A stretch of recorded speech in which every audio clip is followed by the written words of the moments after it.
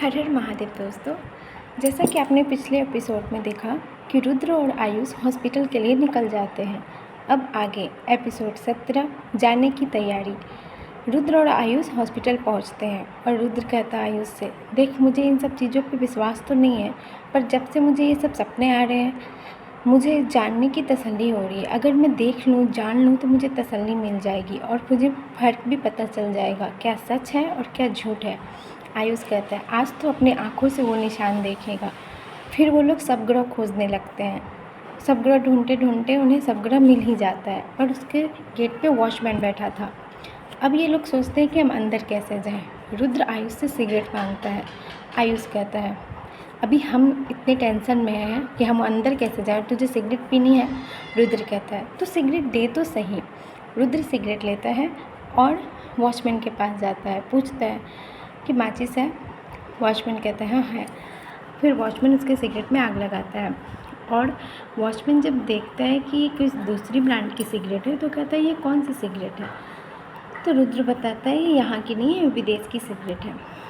तो रुद्र कहता है क्या तुम पीना चाहोगे। तो वॉचमैन कहता है हाँ ज़रूर। फिर रुद्र कहता है चलो नीचे, इसके साथ मैं तुम्हें चाय भी पिलाऊंगा। वॉचमैन रुद्र के साथ चले जाता है और रुद्र आयुष को इशारा कर देता है। वॉचमैन को लेकर जैसे ही रुद्र जाता है आयुष जल्दी से सब ग्रह में घुस जाता है और भिखारी के सबको ढूंढने लगता है। बहुत देर हो जाती है लेकिन इतनी सारी लाशें थी जिसके बीच उसे भिखारी के सब नहीं मिलती है। फिर रुद्र का कॉल आने लगता है और आयुष सोचता है अब क्या करूं, भिखारी का सब तो मुझे मिला ही नहीं। और जल्दी से आयुष सबग्रह से बाहर निकल जाता है। फिर रुद्र पूछता है क्या सबगृह में भिखारी की लाश मिली। तो कहता है नहीं यार, लेकिन एक चीज़ है, सब पर एक स्टिकर लगा है जिस पर नंबर लिखा है। अगर हम जान जाएं कि भिखारी की लाश का नंबर क्या है तो हम उसे आसानी से ढूंढ सकते हैं। फिर रुद्र कहता है ज़रूर डॉक्टर माधवी के कैबिन में होगा, उसके फाइल में लिखा होगा। चलो डॉक्टर माधवी के कैबिन चलते हैं। इतने बड़े हॉस्पिटल में कैसे ढूंढेंगे, चलो किसी से पूछ लेते हैं। तभी एक नर्स जा रही थी जिससे रुद्र पूछता है क्या आप मुझे बता सकते हैं कि डॉक्टर माधवी का कैबिन कहाँ है। तो वो बताती है हाँ 4th फ्लोर पे 29B रूम। फिर रुद्र कहता है अच्छा ठीक है धन्यवाद। नर्स कहती है पर अभी डॉक्टर माधवी वहाँ नहीं है। आयुष मन में कहता है ये तो और भी अच्छी बात है। तो रुद्र कहता है ठीक है कोई बात नहीं, हम इंतज़ार कर लेंगे। फिर वो लोग जल्दी से डॉक्टर माधवी के कैबिन में जाते हैं। रुद्र कहता है देख मैं बाहर इंतज़ार करता हूँ, तो जल्दी से फाइल ढूंढना और बस वो नंबर देख लेना। फिर आयुष कहता है अरे हमें तो भिखारी का नाम ही नहीं पता है। रुद्र कहता है कौन सा डॉक्टर माधवी को पता है, अजय को भी नहीं पता है, ज़रूर वहाँ भिखारी लिखा होगा, ये कुछ अजीब सा लिखा होगा, तो ध्यान से देखना। आयुष फाइल ढूंढने लगता है। आयुष को एक फ़ाइल मिलती है जिस पे भिखारी लिखा था। आयुष को जैसे ही फाइल मिलती है रुद्र हल्ला करता है तो कहीं छिप जा, डॉक्टर माधवी आ रही है, मैं भी छिपने जा रहा हूँ। तो रुद्र वहाँ से दूसरे कमरे में चले जाता है। फिर डॉक्टर माधवी केबिन में आती है और देखती है उसकी फ़ाइल पूरी टेबल पे बिखरी हुई थी। कहती है ये कंपाउंडर कोई काम नहीं करता, मैंने कहा था इसे फाइल अरेंज करके रखने और देखो फैला कर चले गया है। वो कॉल करती है और कंपाउंडर आता है। फिर कहती है ये मैंने तुम्हें कहा था ना डेस्क को सही करके रखना, ये सारी फाइलें बिखरी क्यों हैं। फिर कंपाउंडर कहता है नहीं मैम, मैं सारी फाइलें सजा कर गया था, एक जगह पे रख के गया था, मुझे नहीं पता ये कैसे हुई। चलो अब बहस मत करो, सब सही करो और वो भिखारी की फ़ाइल मुझे दो। और वो कंपाउंडर भिखारी की फ़ाइल माधवी को दे देता है और माधवी केबिन से बाहर चली जाती है और वो कंपाउंडर भी फाइल को सही करके बड़बड़ाता हुआ गुस्से में चले जाता है। फिर रुद्र अंदर जाता है और देखता है आयुष टेबल के नीचे से निकलता है। रुद्र कहता है तू तो बहुत सही जगह छिपा था यार।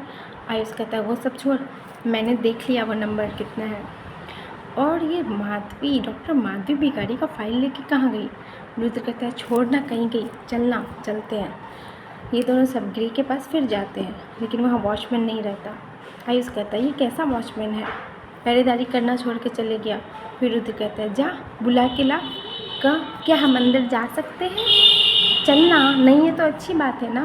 फिर वो दोनों अंदर जाते हैं और वो नंबर ढूंढने लगते हैं और नंबर मिलते ही भिखारी की लाश के पास पहुंचते हैं।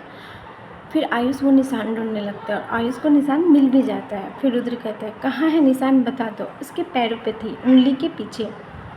और वो ट्रायंगल शेप की थी। देखा, देख निशान है या नहीं, मैंने कहा था ना निशान है। इस ट्रायंगल पे एक सर्कल बना रहता है और वो सर्कल गायब इसलिए क्योंकि इसे मुक्ति मिल गई है। और जिसके भी शरीर पे वो ट्रायंगल पे सर्कल बना रहता है वो तब तक सर्कल गायब नहीं होती जब तक उसे मुक्ति नहीं मिलती। इसे मुक्ति मिल गई है इसलिए वो सर्कल गायब हो चुकी है। ये लोग अभी बात ही कर रहे थे कि वॉचमैन आता है जो पिया हुआ था और उसे इन दोनों की आवाज़ सुनाई देती है। वो चिल्लाने लगता है, कौन है अंदर, कौन है। ये दोनों बेड के नीचे छुप जाते हैं। वो लाइट ऑन करके देखता है, उसे कोई नहीं दिखता और वो कहता है, कैसी नौकरी करता हूँ मैं। अच्छा है मैं दवाई पीता हूँ, मेरा मतलब शराब पीता हूँ, नहीं तो मुझे तो इतना डर लगता है कि मैं जो 1 साल बाद मरने वाला हूँ आज ही मर जाऊँगा। यहाँ से अजीब अजीब आवाज़ें आती रहती है। पहले तो 3 बजे सुबह आती थी, अब 10 बजे रात को ही आने लगी। अजीब हाल है। वो जल्दी से गेट बंद करके ताला लगा देता है और ये दोनों कहते हैं, ये पागल वॉचमैन ने क्या किया, हम लोग तो यहाँ फंस गए। फिर रुद्र कहता है, देख कहीं बाहर निकालने का रास्ता हो, इतना बड़ा रूम है। आयुष को बाथरूम मिलता है। फिर आयुष कहता है, ये इस कमरे में बाथरूम क्यों बना हुआ है। फिर रुद्र कहता है, ये भूत सब टॉयलेट जाते होंगे ना। फिर आयुष कहता है, अरे यार तू ही बता, सबगृह में टॉयलेट क्यों बना हुआ रहेगा। रुद्र कहता है, हो सकता है पहले ये कोई और कमरा हो, किसी और चीज़ का कमरा हो, इसे बदल दिया गया। तुझे क्या पंचायत है, तू देखना उस पर खिड़की है। तो आयुष देखता है, बोलते हैं चल जल्दी से इसके शीशे निकाल और इधर से हम लोग बाहर निकल जाते हैं। वो लोग शीशे हटा के बाहर निकल जाते हैं। वो लोग जैसे ही बाहर निकलते हैं वो पार्किंग एरिया में निकलते हैं और वहाँ देखते हैं कि डॉक्टर माधवी एक कोने में छुपके से किसी आदमी से बात कर रही थी और उसके हाथ में भिखारी की फाइल थी। फिर रुद्र कहता है, ये डॉक्टर माधवी छुप छुप के किससे बात कर रही है इतनी रात को। और फिर उन लोगों ने देखा कि भिखारी की फाइल उसने उस आदमी को दे दी और वो आदमी वहाँ से चले गया। आयुष कहता है, कुछ तो गड़बड़ है।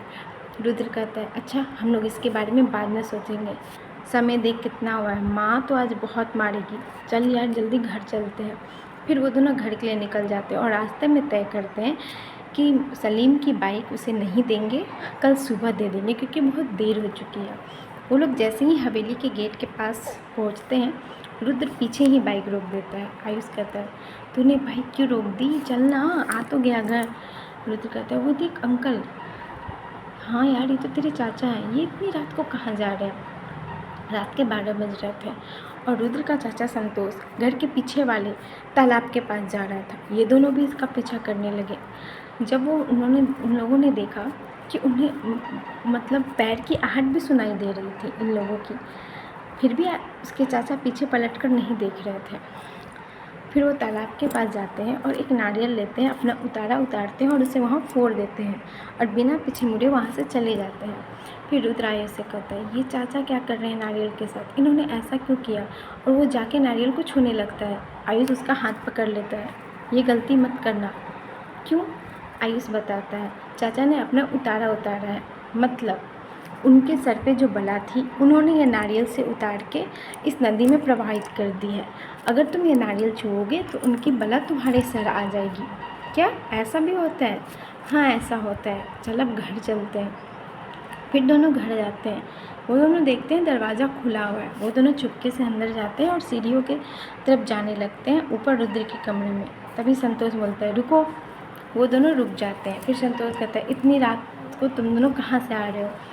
फिर रुद्र डरते हुए कहता है, वो मेरा दोस्त है ना सलीम, मैं उसी के पास था और उसके घर पे खाने के लिए रुक गया तो लेट हो गया।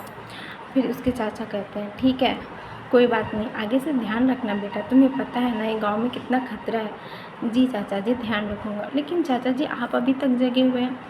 तो संतोष कहता है, हाँ वो मुझे नींद नहीं आ रही थी, मैं बगीचे में टहल रहा था, फिर मुझे याद आया मैंने दरवाज़ा खुला छोड़ दिया, वहीं बंद करने के लिए आया था। फिर वो लोग सोने चले जाते हैं। सुबह होती है और अनन्या, तन्वी और समीर की ट्रेन थी 11 बजे। ये लोग जल्दी जल्दी पैकिंग करते हैं, तैयार होते हैं। लेकिन मेघना जो है वो तन्वी के बैग लेके भागने लगती है। कहती है, नहीं दीदी मैं आपको जाने नहीं दूँगी, आपने कहा था आप मुझे पेंटिंग सिखाओगी और आप मुझे बिना पेंटिंग सिखाए जा रहे हो, ये गलत बात है, आप मत जाइए ना, कुछ दिन और रह जाइए ना। तन्वी कहती है, नहीं मैं अभी नहीं रुक सकती और दिन, तुम समझो मैं फिर कभी आऊँगी।